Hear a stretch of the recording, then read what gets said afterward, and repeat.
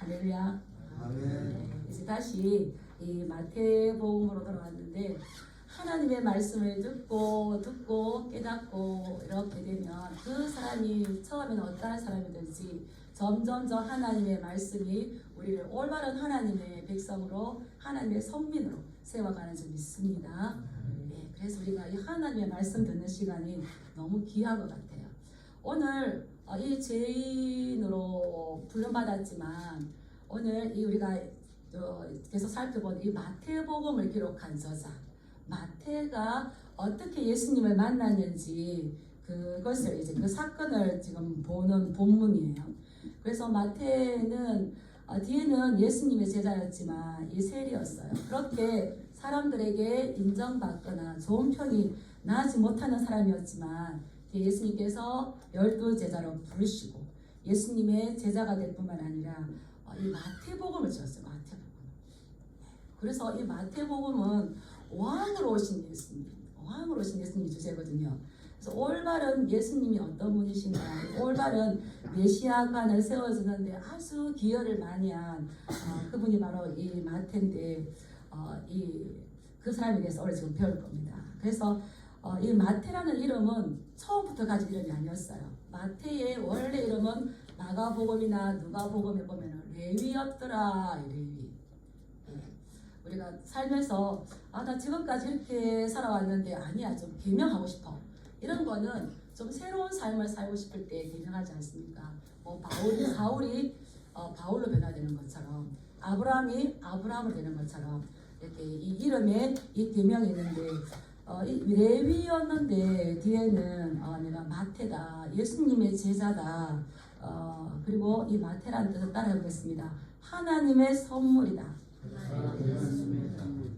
하나님의 선물 받은 자로 그 삶을 살고 싶었는가 봐요. 그래서 이제 내가 그전에는 레위로 살았지만 내가 하나님을 만났기 때문에 이 선물 받은 자로 내가 좀 더 올바른 삶을 살아야 되겠다. 그러한 그런 마음에서 자기의 이름을 바꾼 것 같아요. 그래서 이 마태가 성경을 막 기록했는데 마태는 이야기들을 많이 이렇게 모았어요. 모았는데 8장, 9장, 요 10장은 우리가 배울 때에 예수님의 권위에 대해서 마태가 모아놨어요.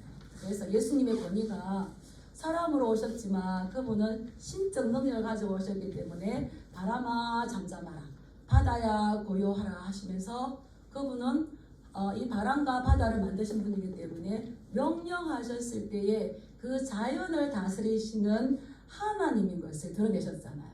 신적인 권위가 있으신 분이셨어요. 그래서 그리고 또 두 번째는 가다라 지방에 갔었는데 군대 귀신 들린 사람이 있었어요. 그 군대 귀신 들린 사람의 그 귀신을 내쫓아 주셨어요. 우리를 편안하게 인도하여 주시는 분이 예수님이신 줄 믿습니다. 세상에 얼마나 많은 이들이 요동치고 우리를 힘들게 하는데 거기서 편안하게 하시는 분이 예수님. 그래서 그 귀신을 쫓아내시고는 영적인 세계를 감당. 우리 인간은 영적인 세계를 잘 몰라요. 근데 우리는 예수님은 눈에 보이는 세계와 눈에 보이지 않는 세계, 이 땅의 삶들과 우리 죽음 이후의 삶들을 다 주관하시기 때문에 잘 아시는 분이시죠. 그래서 영적인 세계를 다스리신 분이신데 오늘 본문은 사람을 부르세요. 사람을 부르는데 따라가요. 마치 철이 자석을 만나면 나는 안 가고 싶은데 달려가는 것처럼 달려가요. 그래서 이제 사람을 다스리시는 예수님을 이제 소개하고 있습니다. 그래서 그 자연을 다스리시고 영적인 세계를 다스리시고 우리 인간의 삶을, 인간의 마음을 다스리시는 그분이 우리의 하나님이시기 때문에 우리도 믿고 의지할 만한 분이시고 그분이 바로 이 땅에 왕으로 오신 예수 그리스도다. 이거를 지금 마태는 이야기하는 거죠. 이 마태가 자기가 어떻게 불림받았는지를 본문 통해 이야기했습니다. 우리 9절 말씀 한번 읽어볼까요? 9절 시작. 예수께서 그곳을 떠나 가시다가 마태라 하는 사람이 세간에 앉아 있는 것을 보시고 이르시되 나를 따르라 하시니 일어나 따르니라. 예수님께서 이제 가버나움에서 이렇게 나오시다가 이제 길을 가셨어요. 길을 가고 계시는데 어떤 한 사람을 봐요. 그 사람이 누굽니까? 마태라 하는 사람인데 어디에 앉아 있습니까? 세간에 앉아 있는 것을 보시고 이 세간이 뭐 오늘날 같으면 뭐 이렇게 어떤 건물 아래 있는 것이 아니라 그때 이 갈릴리 해변에서 고기를 잡으면 고기 잡은 거기에 대한 세금을 내는 거, 또 많은 사람들이 왕래하면서 내는 통행료를 받는, 그러니까 자판이 깔려져 있는 그곳에 앉아서 고정식 세간이 아니라 이동식으로 거기에 앉아 있는 이 마태를 보셨다는 거예요. 예수님이 이 보셨다는 의미가 여기는 있는 것을 앉아 있는 것을 보시고 그냥 보는 것만뿐만 아니라 그 시각적으로 본 것이 아니라 주목하여 자세히 봤어요. 주목하여 자세히. 왜 이렇게 주목하여 자세히 봤을까? 거기에 앉아 있을 사람이 아닌데 지금 거기 앉아 있는 거예요. 거기 앉아 있을 사람이 아닌데 집중하여서 꿰뚫어 보시면서 그 마음을 이렇게 보셨다는 거죠.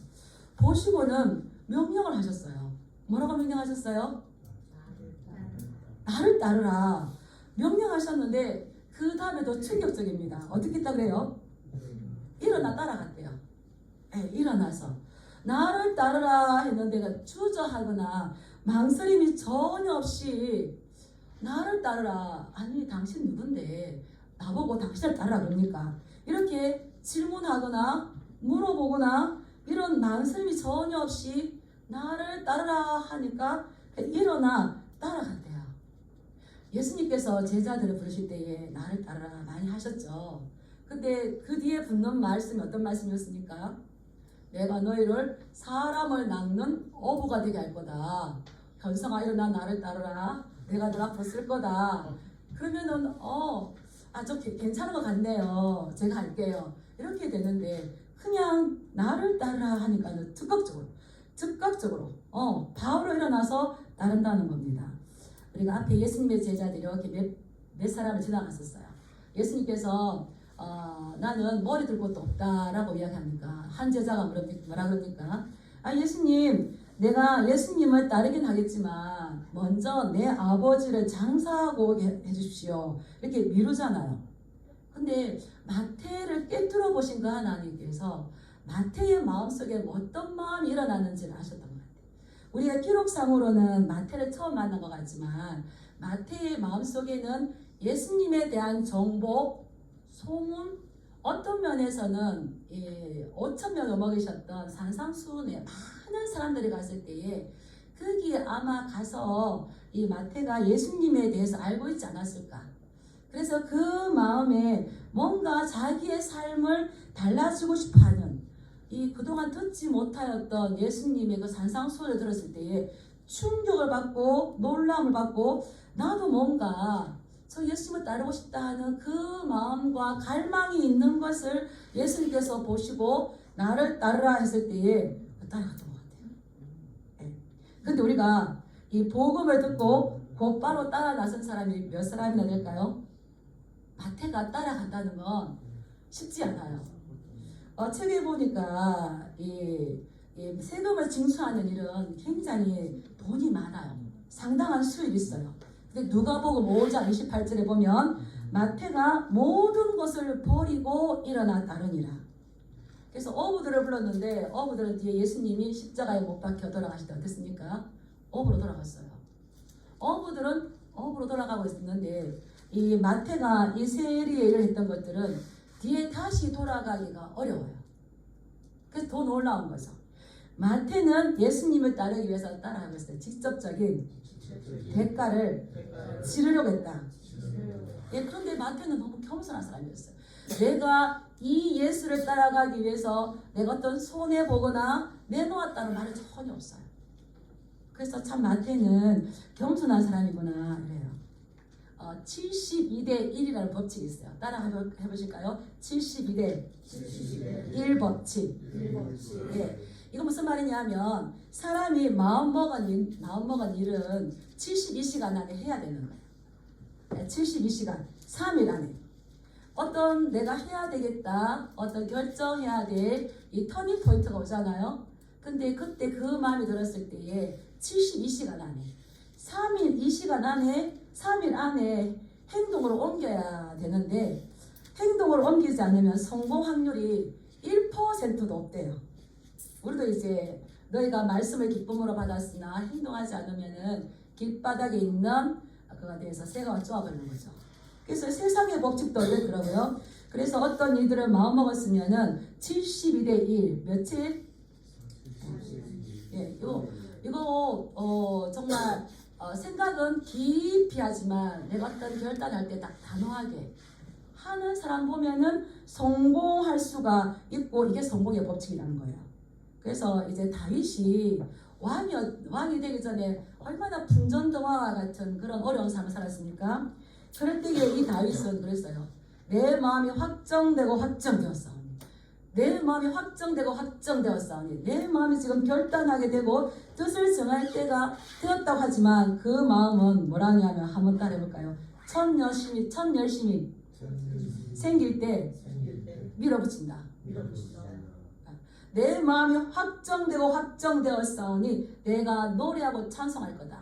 나를 힘들게 하는 사울을 바라볼 것이 아니라 나는 그런 가운데서도 하나님의 이 찬양하는 걸 멈추지 않을 것이고 하나님을 의지하는 것을 멈추지 않을 것인데 열심히 생길 때 밀어붙일 것이다. 아이들도 다른 것 같아요. 이 열심은 누구나가 있어요. 근데 도전하는 거하고 마음을 있어서 하루 보내버리고 이틀 보내버리고 3일 보내버리고 그래서 그때 할 걸 나라 알겠습니다. 성공하는 사람은 기회를 잘 잡는 사람이다. 그래서 이런 일이 있을 때에 그냥 도전받는 식으로만 끝나는 것이 아니라 작정하는 것을 실행했을 때에 그때 이 인생의 획기적인 전환점을 받을 수가 있다는 겁니다. 그래서 이 마태는 예수님께서 나를 따르라 했을 때에 즉각적으로 따랐습니다.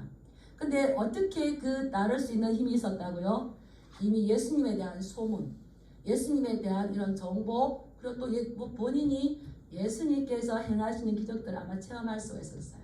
그래서 우리는 처음에 복음을 전했다고 이 기쁜 소식을 전했다고 오지 않습니다. 누군가가 전하였고 전한 그것이 쌓여서 내가 말을 했을 때 어떻게 되는 겁니까? 이제 오게 되는 거죠. 그래서 우리가 지금 이 열매가 없다 하더라도 실망할 필요는 없죠. 그래서 전하고 권면하기를 쉬지 않으시길 축복합니다.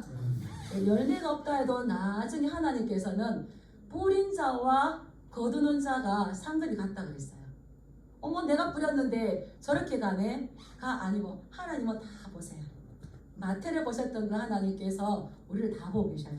그래서 뿌린 자나 거두는 자나 동일한 상급을 주시는 줄 믿습니다. 아멘. 이 마태는 자기가 예수님을 따르기로 한 거에 대해서 그냥 끝나지 않고 이 세리였잖아요. 굉장히 이제 큰 부자였던 것 같아요. 그래서 그 뒤에 일들이 있습니다. 우리 10절 말씀 읽어볼까요? 시작. 예수께서 마태의 집에서 앉아 음식을 잡수실 때에 많은 세리와 죄인들이 와서 예수와 그의 제자들에게 함께 앉았더니 이 마태는 예수를 위하여 누가복음에 보면 자기를 위하여서가 아니라 예수님을 위하여서 큰 잔치를 베풀었어요. 그동안은 자기를 위하여서 세간에 앉아서 이 수입을 가졌던 이 마태는 이제 자기를 불러주신 이 예수님 너무 감사해서 큰 잔치, 연회를 베풀었습니다. 근데 거기에 누가 초대되었습니까? 많은 세리와 죄인들이 초대가 되었다는 거예요. 그래서 이 잔치한다는 것은 어떤 면에서는 여기서는 하나님의 잔치에 초대되는 거예요. 하나님의 잔치. 그런데 누가 초대되었어요? 기비는 누굽니까? 많은 세리와 죄인들. 좀 있는 사람들, 좀 높은 사람들 하지. 많은 세리와 죄인들이 되었는데 여기 앞에 많은 세리와 죄인들 앞에 이제 보라라는 말이 있어요. 이두 보라. 놀라운 거예요. 왜 보라 했을까요? 보라.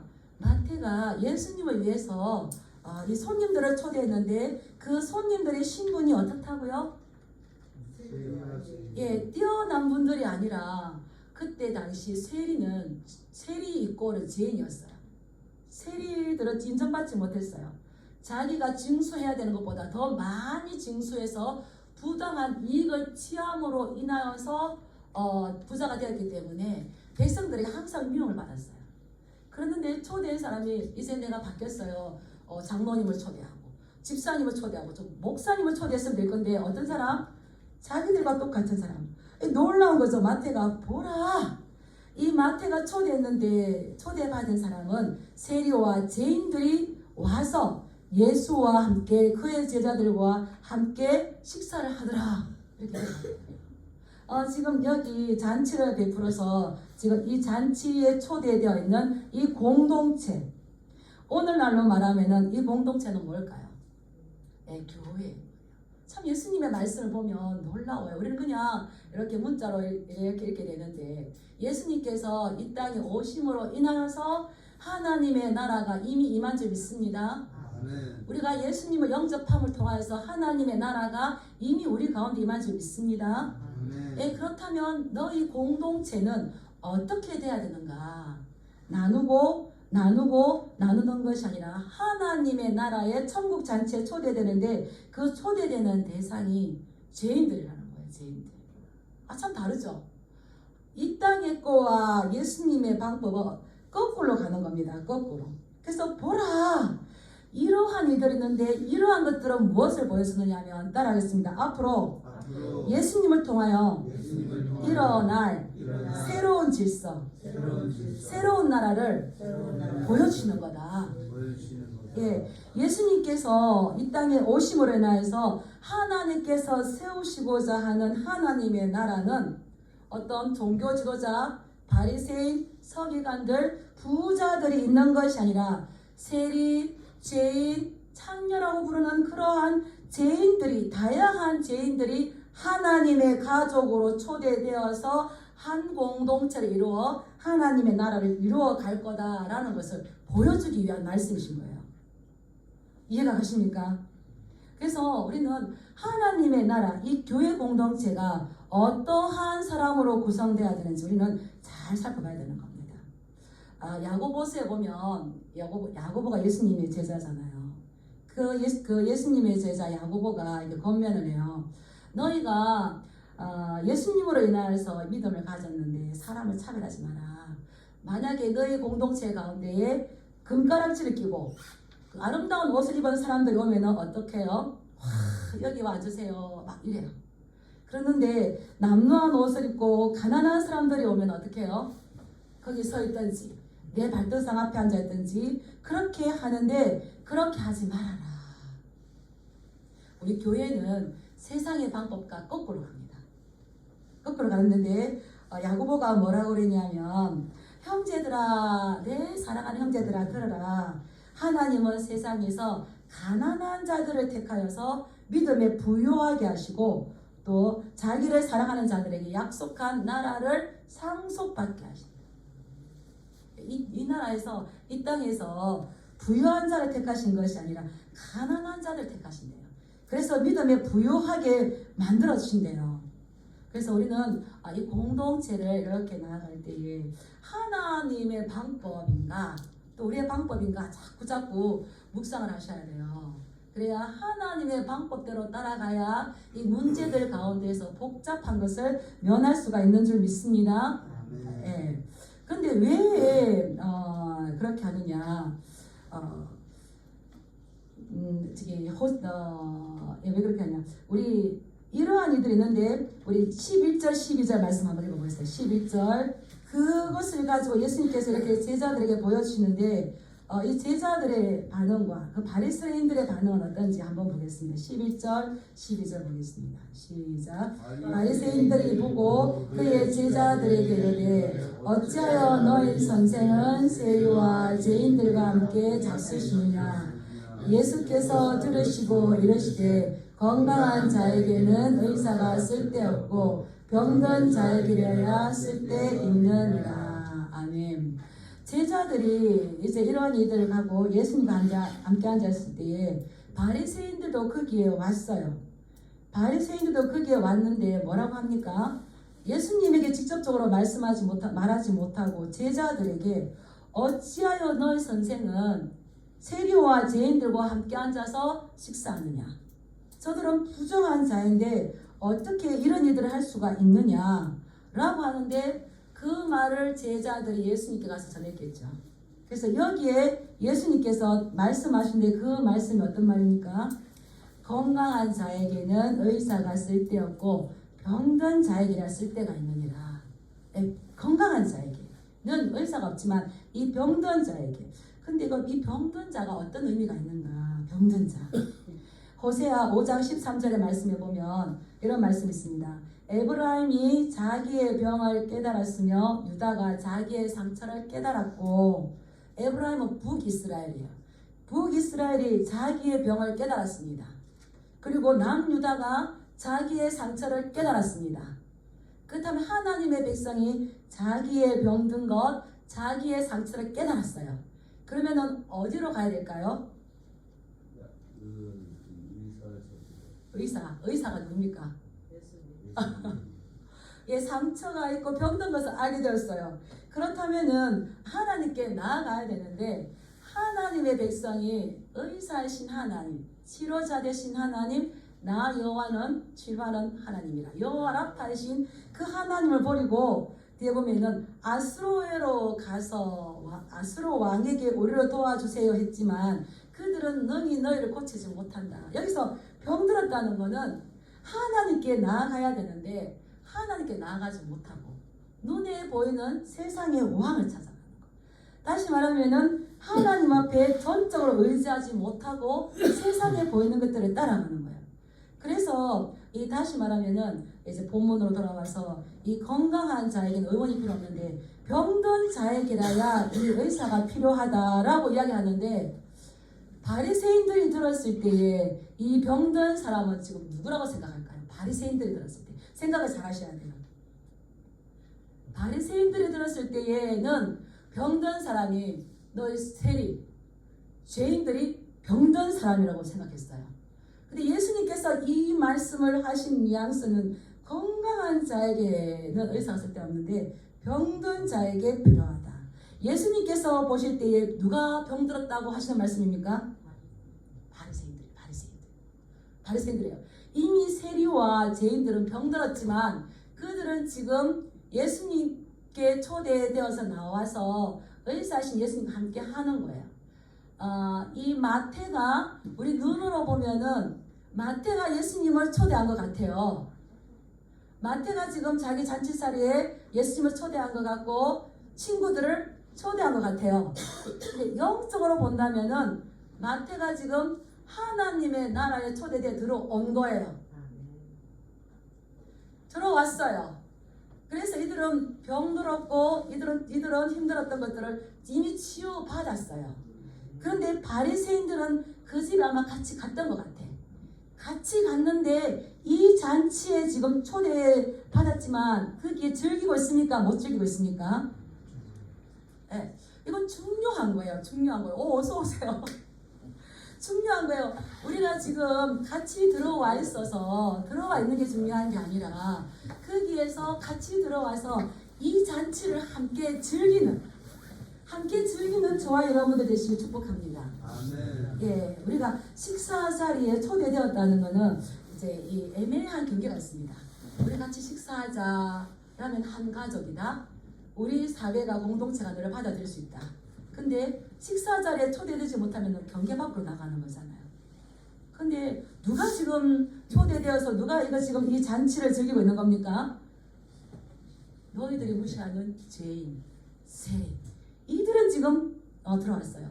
그런데 바리새인들과 서기관들은 지금 예수님과 제자들을 정죄하기에 바빠서 지금 예수님과 그 제자들을 지금 이 잘못됐다라고 이야기하는 거예요. 그러면은 이 죄인들을 배척하는 바리새인들은 다시 말하면 지금 누구를 배척하는 걸까요?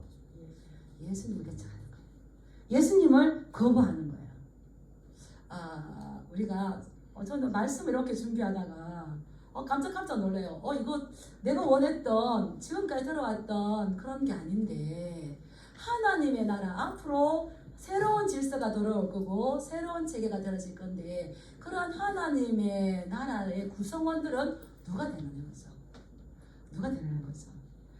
그런데 이 누가복음 15장에 보면 집을 나갔던 둘째 아들이 돌아와요. 그래서 아버지가 얼마나 기다리던 둘째 아들이 돌아오니까 너무 좋아서 가락지를 끼우고 신발을 신기고 또 살찐 소를 잡아서 잔치를 합니다. 다 그 잔치에 지금 동참합니다. 근데 누가 그 잔치 자리에 못 들어옵니까?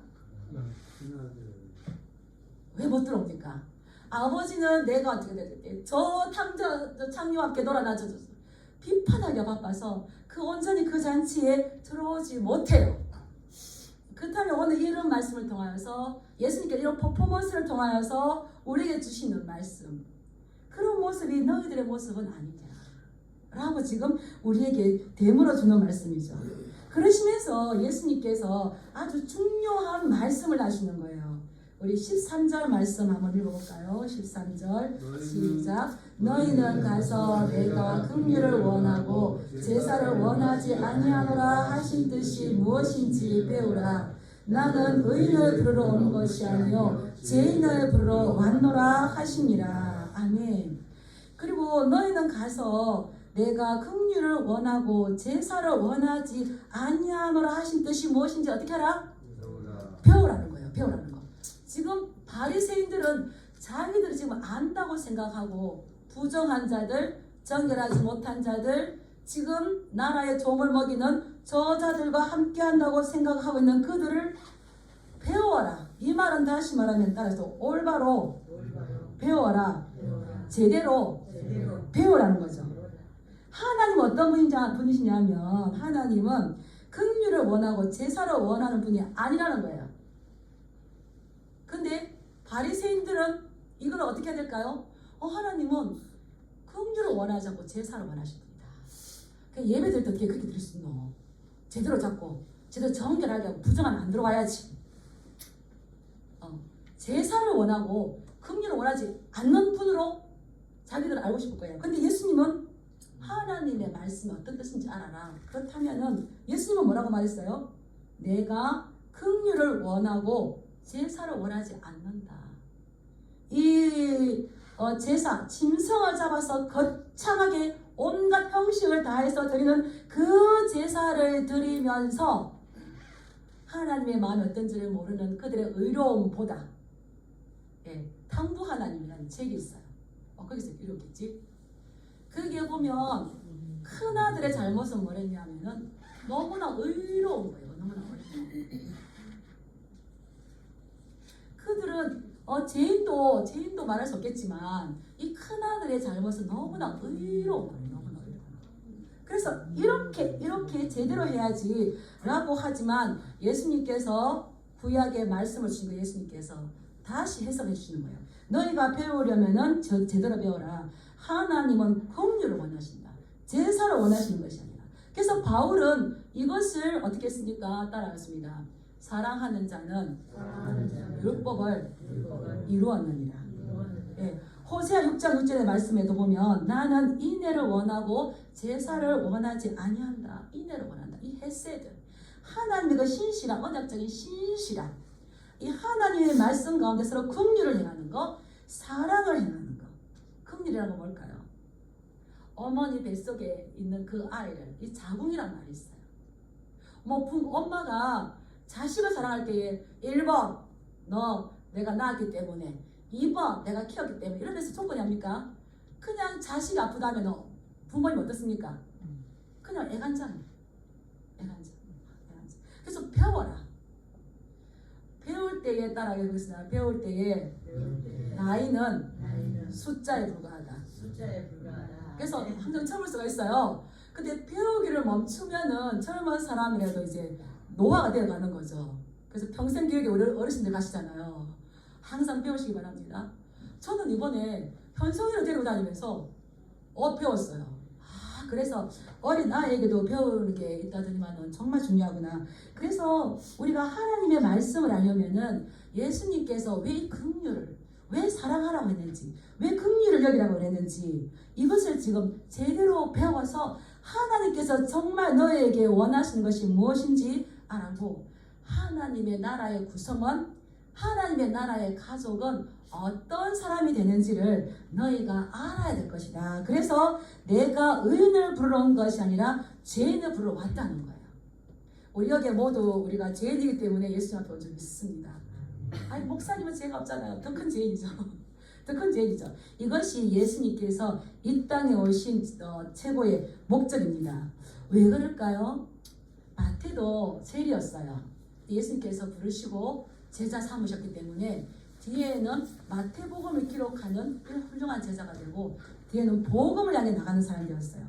스가랴 3장에 보면은 이 여호수아가 하나님 앞에 섰는데 하나님이 천사에게 여호수아의 옷을 벗기라 그랬어요. 여호수아의 더러운 옷을 벗기라.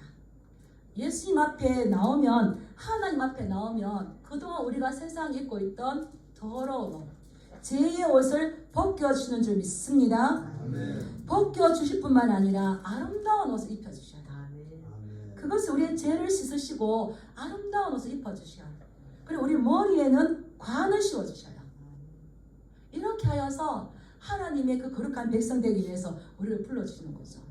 아멘. 이게 이제 우리의 몫이지 않습니까? 그런데 아름다운 옷, 더러운 옷을 벗기고 아름다운 옷을 입히시는 분이, 그리고 아름다운 간을 쓰게 하시는 분이 우리 예수님이신데, 너희는 하나님이 긍휼을 원하고 제사를 원하지 아니한다는 이 뜻이 무엇인지 제대로 배워서 우리가 하나님 앞에 나아갈 때에 이 건강한 공동체가 어떻게 이루어져야 되는지를 묵상하여서 우리는 이러한 책만 받지 않기를 주님의 이름으로 축복합니다. 아멘. 그래서 이 뒤에 보면 나는 의인을 부르러 온 것이 아니요 죄인을 부르러 왔노라. 죄인을 불러 회개하러 왔노라 라고 말씀하시는데, 근데 지금 이 바리새인이 먼저냐 세리와 죄인이 먼저냐가 아니고 케르케고로 그랬어요. 우리 인생이 죽음 이르는 병이니까. 죽음 이르는 병. 다 죽음 이르는 병이 있는데 예수님이 필요하지 않는 의인이 있을까요? 없습니다. 우리 모두는 다 죽음 이르는 병이 있습니다. 죽음 이르는 병이 이제 절망이라는 게 있잖아. 절망하다가 결국 우리는 이 모든 사람에 찾아오는 죽음 이르는 이 병을 가지고 있는 그런 절망 가운데서도 예수님께서 우리의 더러운 옷을 벗고 아름다운 옷을 입히고 아름다운 간을 씌워서 하나님의 자녀 삼으시고 절망 가운데서 우리의 천국의 소망을 주시며 우리를 끝까지 인도해 주시는 그 주님께서 세우신 하나님의 나라, 하나님의 공동체를 올바로 일구어 나가는 저와 여러분 되길, 우리 진야교회 성도님 되길 주님의 이름으로 축복합니다. 기도하겠습니다.